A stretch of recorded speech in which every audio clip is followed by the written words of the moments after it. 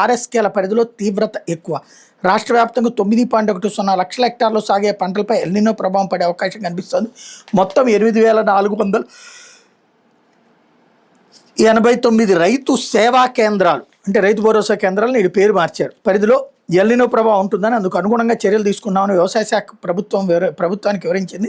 గత 10 ఏళ్లలో కరువు పరిస్థితులు, పొడి వాతావరణ శాఖ అంచనాలతో పాటు భూగర్భ జలాలు, ఇతర అంశాలను పరిగణలోకి తీసుకుని వ్యవసాయ శాఖ నివేదికలు రూపొందించింది. మొత్తం 50.51 లక్షల హెక్టార్లపై ఎల్నినో ప్రభావం ఉండొచ్చని అంచనా వేయగా అందులో 14.88 లక్షల హెక్టార్లు మధ్యస్థంగా, 26.53 లక్షల హెక్టార్లు సాగే పంటలపై తక్కువ ప్రభావం ఉంటుందని అధికారులు పేర్కొన్నారన్నటువంటిది హైలైట్ చేశారు. అయితే దేశ రక్షణకు మన అస్త్రాలు, దొత్తలూరులో ఆత్మాహుతి డ్రోన్ల తయారీ, 1000 కోట్లు పెట్టుబడితో పరిశ్రమ ఏర్పాటు చేయనున్న అనంత టెక్నాలజీస్ 2 దశల్లో పూర్తి చేసిన ప్రతిపాదన.